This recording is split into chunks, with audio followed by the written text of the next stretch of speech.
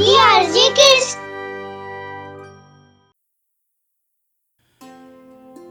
গল্প বোধ বুদ্ধি। নবগড় নামে এক রাজ্য ছিল। সেখানকার রাজা ভীমসেন নিজের প্রজাদের খুব খেয়াল রাখত। তার দরবারে প্রচুর বুদ্ধিমান মানুষ ছিলেন, যারা রাজকার্যে রাজাকে সঠিক পরামর্শ দিয়ে নিজেদের দায়িত্ব পালন করতেন। কিন্তু সকলের মধ্যে রাজার মুখ্যমন্ত্রী ছিল সবচেয়ে বুদ্ধিমান। একদিন মুখ্যমন্ত্রী রাজাকে বললেন, মহারাজ, আমি আমার গোটা জীবন আপনার সেবায় নিয়োজিত করেছি, কিন্তু এখন আমি নিজের পরিবারের সাথে থাকতে চাই। আমাদের রাজ্যে প্রচুর সৎ আর বুদ্ধিমান মানুষ আছে। আপনি তাদের মধ্যে কাউকে মুখ্যমন্ত্রী হিসাবে নিয়োগ করে আমাকে আমার দায়িত্ব থেকে মুক্ত করুন। আপনার কাছে এটাই আমার নিবেদন। আপনি ঠিকই বলেছেন মুখ্যমন্ত্রী মশাই। আপনি চিরকাল নিজের বোধ বুদ্ধি দিয়ে এই রাজ্যের উপকার করেছেন, আর এখন আপনার ইচ্ছার দিকেও আমাকে নজর দিতে হবে। কিন্তু মুখ্যমন্ত্রী মশাই, আমি চাই নতুন মুখ্যমন্ত্রীর নির্বাচনটা আপনিই করুন। ঠিক আছে মহারাজ, আমি খুব শিগগিরই কোনো যোগ্য ব্যক্তি নির্বাচন করব, যাতে আমি তাড়াতাড়ি সেবা থেকে মুক্ত হতে পারি। মুখ্যমন্ত্রীর নিয়োগের জন্য গোটা রাজ্যে ঘোষণা করা হয়। শোনো শোনো শোনো, আমাদের রাজ্যে মুখ্যমন্ত্রী পদের জন্য একজন যোগ্য ব্যক্তি নির্বাচনের নির্ণয় করা হয়েছে। যে মনে করে এই পদের জন্য উপযুক্ত, সে যেন দরবারে এসে উপস্থিত হয়। কেশবও এই ঘোষণা শোনে। ও একজন গরিব কৃষকের ছেলে।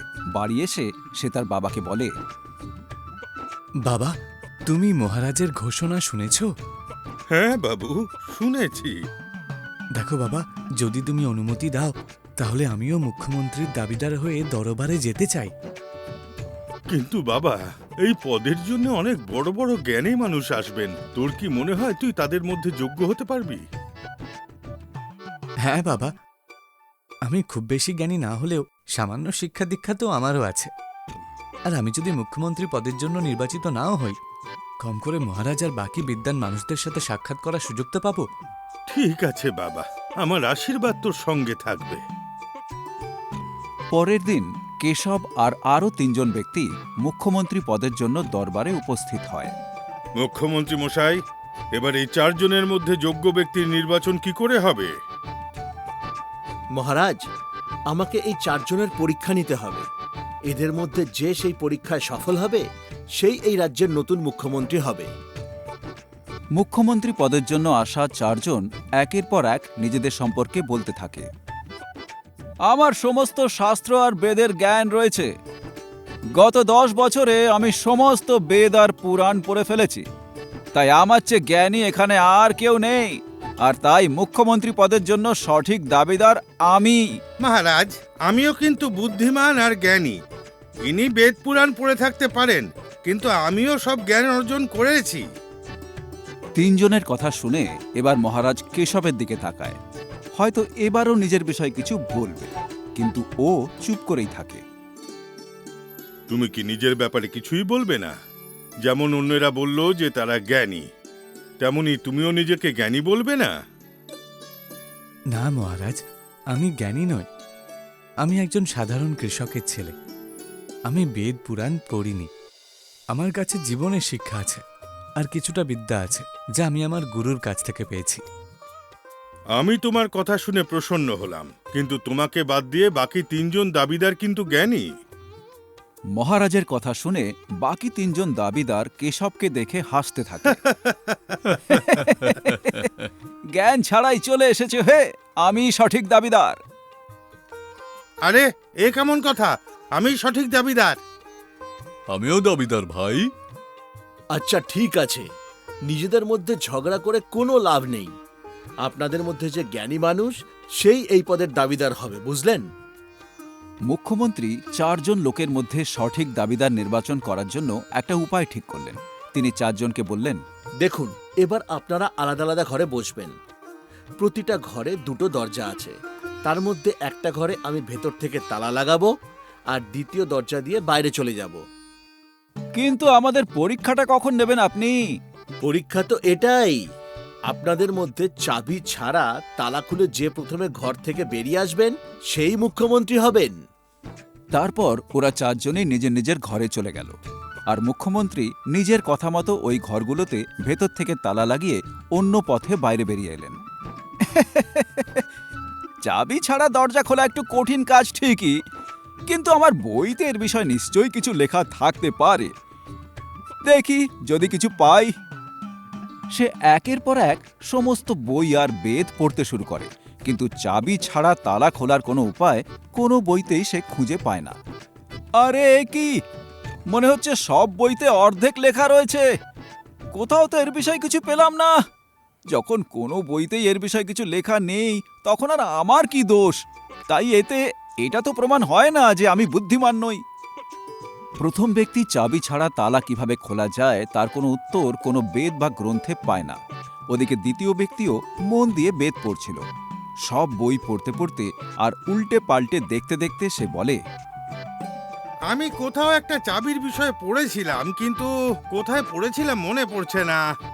চাবি কোথায়? সেই চাবি, আরে হ্যাঁ, চাবি পেয়ে গেছি। এই তো এতে লেখা আছে, হ্যাঁ, ধ্যানই হলো সফলতার মূল চাবিকাঠি। আরে এটা কি? এ তো অন্য চাবির ব্যাপারে লেখা রয়েছে। আমার তো তালার চাবি চাই। জানি না কোথায় লেখা আছে, কোথায় আছে, কোথায় আছে। সেও কিন্তু কোনো বইতে চাবির খোঁজ পেল না। ওদিকে তৃতীয় ব্যক্তি আরাম করে ফল খাচ্ছিল। আরে বাহ, কি সুস্বাদু ফল! যদি এমন ফল আমি রোজ খেতে পেতাম।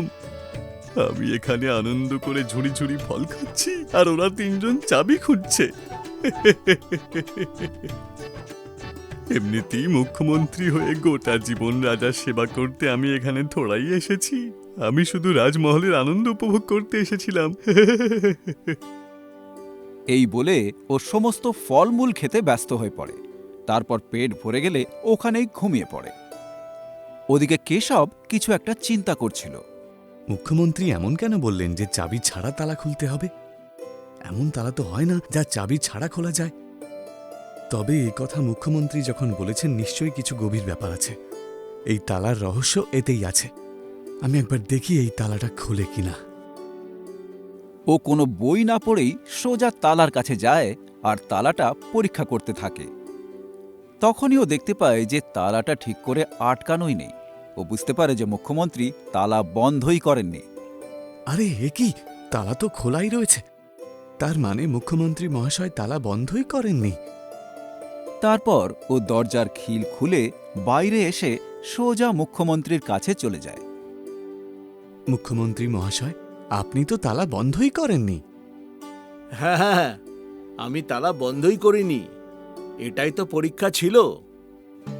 তারপর মুখ্যমন্ত্রী কেশবকে নিয়ে মহারাজের কাছে যায় আর বলে, মহারাজ, এই হলো আমাদের নতুন মুখ্যমন্ত্রী।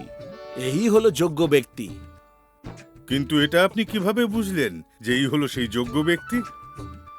এরপর মুখ্যমন্ত্রী সমস্ত কথা মহারাজকে জানান আর বলেন, মহারাজ, এই লোকটা বুদ্ধিমান, হুঁশিয়ার, ওর সঠিক ভাবনা চিন্তা করার শক্তিও আছে। ও বিচার বিবেচনা করতে পারে আর ঠিক ভুলের তফাতও করতে পারে, আর তাই ওই হলো যোগ্য ব্যক্তি। বাহ, আমাদের রাজ্যে তোমার মতোই একজন যুবকের প্রয়োজন ছিল। এই রাজ্যের মুখ্যমন্ত্রী পদের দায়িত্ব এখন থেকে তোমার। মুখ্যমন্ত্রী মহাশয়, আপনি এত বছর ধরে আমাদের এই রাজকার্য সামলেছেন। এবার বাকি জীবনটা আপনি আপনার পরিবারের সাথে কাটান। এরপরে মুখ্যমন্ত্রীকে মহারাজ প্রচুর উপহার দিয়ে বিদায় সম্ভাষণ করেন। আর কেশব হয় রাজ্যের নতুন মুখ্যমন্ত্রী।